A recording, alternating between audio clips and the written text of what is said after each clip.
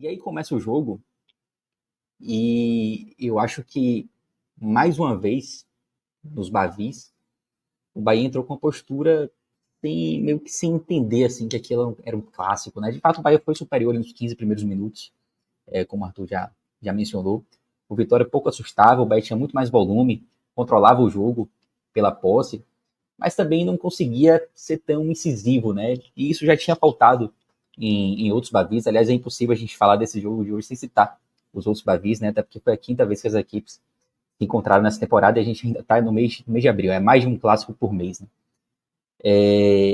E assim, o Bahia conseguia ter uma certa tranquilidade, mas sem conseguir levar perigo ao gol do Vitória, né? E do ponto de vista do Bahia, isso, de certa forma, incomodava.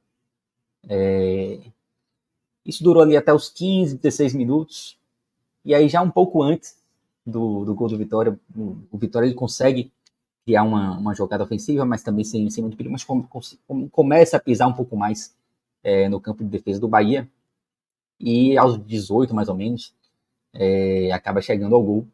E aí eu concordo com o Arthur também. O Vitória não fazia até ali uma grande partida.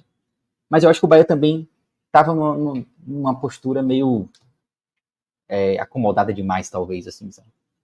E aí o Vitória faz 1-0, um Bahia que levava pouco perigo, mas que tinha posse, começa a se desorganizar um pouco mais. O Bahia também sentiu o gol também, é verdade, como o próprio Arthur já falou. E aí aquele recorte ali do primeiro tempo, e concordo também que o Vitória não fez um grande primeiro tempo, no geral, mas o recorte ali pós-gol talvez seja o pior momento do Bahia ali naquele primeiro tempo. Somente aos 38 é que o Bahia volta a criar chances mais perigosas. Tem um chute de Everton Ribeiro, que ele acaba chutando mal ali, ele recebe na área e chuta mal. Depois tem um chute de Jean Lucas também, que desvia e que passa muito perto da trave. E assim, dos 38 até o final do primeiro tempo, o Bahia foi chegando e foi assustando um pouquinho mais. Teve aquela oportunidade de Caio Alexandre também, que chutou de fora da área. Depois a Ademir pega o rebote em posição de impedimento, mas foi mais uma chance criada. E aí, de todos esses recortes ali do primeiro tempo, eu acho que o que mais me agradou do ponto de vista do Bahia foi justamente o recorte final, ali dos 38 em diante. Para mim, foi onde o Bahia conseguiu oferecer um pouco mais de perigo ao Vitória, muito mais do que nos 15 minutos iniciais, onde o Bahia de fato foi superior, mas pouco levou perigo ao gol adversário. E aí o primeiro tempo terminava com 1-0, que não era assim 1-0, sei lá, pô, Vitória jogou demais e saiu ganhando, ganhou até de pouco, não. Foi um primeiro tempo fraco do Vitória, mas o Bahia, eu acho que era um placar justo, assim, sabe? Tipo, não era, o empate seria ok, mas também não era nenhum absurdo, o Vitória está vencendo, especialmente pelo recorte ali pós-gol do Vitória, e pelo pouco que o Bahia criou, com exceção dos minutos finais, mas os minutos finais davam ainda ao torcedor do Bahia a experiência do segundo tempo melhor, né? E aí veio o segundo tempo com o pior recorte do Bahia no jogo, como o próprio Arthur também já mencionou. Aqueles primeiros minutos do segundo tempo foram terríveis do ponto de vista do Bahia e excelentes do ponto de vista do Vitória. O Vitória, mesmo antes de chegar ao segundo gol, já tinha criado diversas oportunidades. Teve, acho que a primeira chance do Vitória sai com menos de um minuto do segundo tempo, que é um contra-ataque, que o Oswaldo até finaliza mal, finaliza cruzado, mas já era uma oportunidade de gol. Depois teve a cabeçada de Wagner Leonardo, que levou perigo. Teve a chance de Oswaldo, que foi uma defesaça de Marcos Felipe. E aí, eu até falei de Marcos Felipe agora e me lembrei de citar um pouco mais, falar um pouco mais do lance do gol no primeiro tempo. Vou fazer um parênteses aqui para voltar um pouquinho mais. Para mim, falha de Gabriel Xavier na saída de bola, depois falha de Jean Lucas, e não achei falta também, houve reclamação de falta, de uma possível falta naquele lance, para mim, absolutamente nada. É uma falha grave ali de Jean Lucas para mim. E depois, falha de Gabriel Xavier de novo, no cruzamento, e de Arias também. E Arias falha duas vezes para mim nesse lance, falha tanto no cruzamento como também no rebote, tá? Então, falhas generalizadas ali naquele primeiro gol ainda no primeiro tempo. E aí, voltando para o recorte do segundo tempo, né? Uma vitória completamente em cima do Bahia. Oswaldo com aquela chance cara a cara com o Marcos Felipe acaba defendendo ali meio com o rosto, né? Ele até sente um pouco. naquele momento.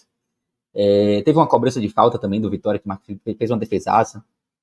E aí o gol sai nesse contexto, né? E o Bahia completamente atordoado ali naquele segundo tempo, no seu pior momento da partida. E o gol, para mim, uma falha absurda. Eu já tinha comentado aqui durante o comentário de Arthur, para mim, muito falha de Marcos Felipe naquele lance. Marcos Felipe até que, depois a gente vai fazer o campinho, obviamente, mas ele fez boas defesas durante o jogo, só que nesse gol, para mim, ele falha muito, assim, tipo, uma falha importante e gravíssima, que o Vitória abria 2-0 ali, jogando bem, e o jogo estava praticamente enterrado ali para o Bahia, né, por conta de uma falha dele.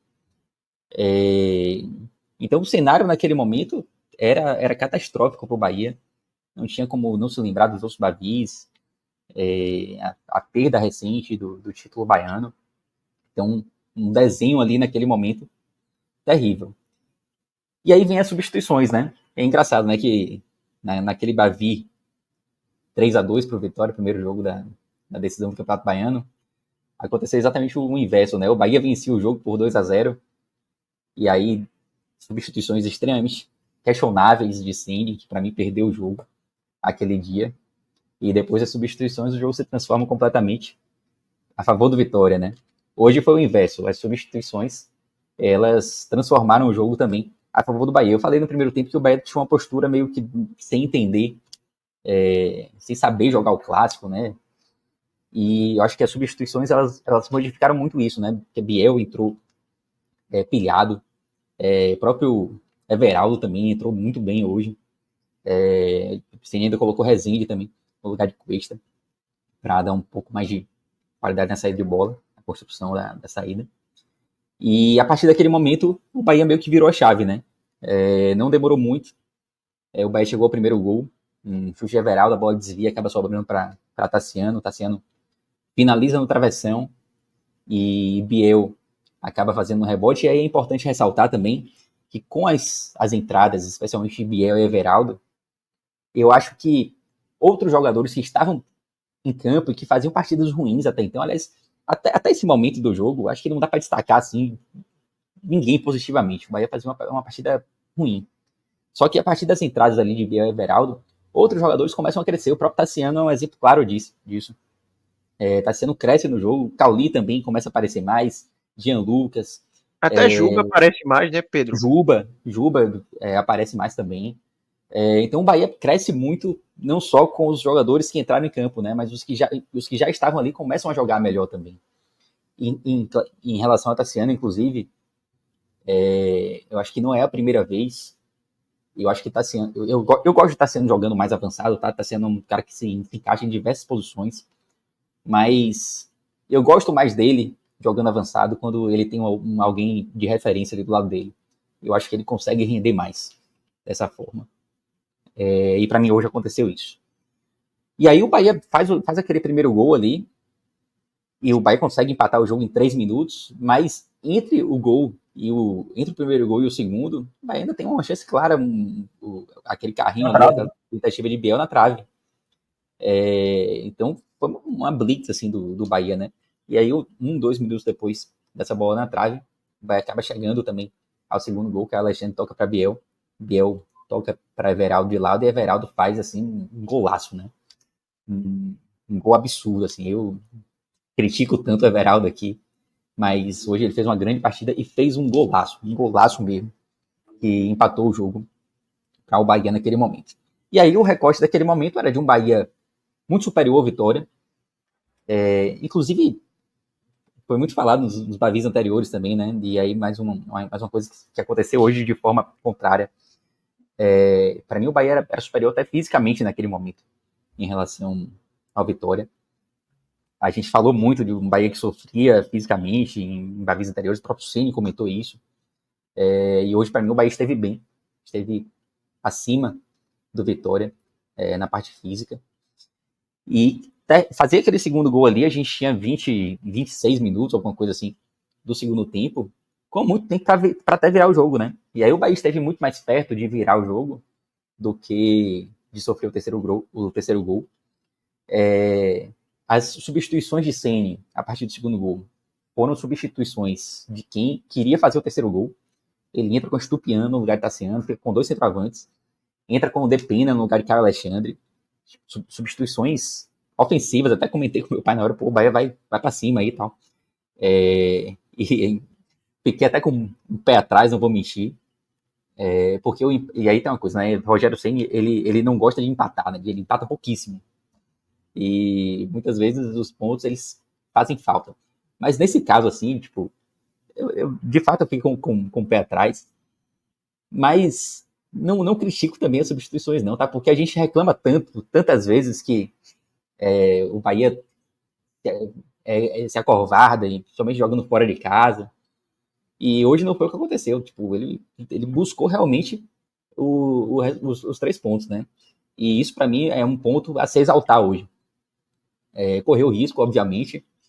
O empate não era ruim. Mas achei a tentativa foi válida.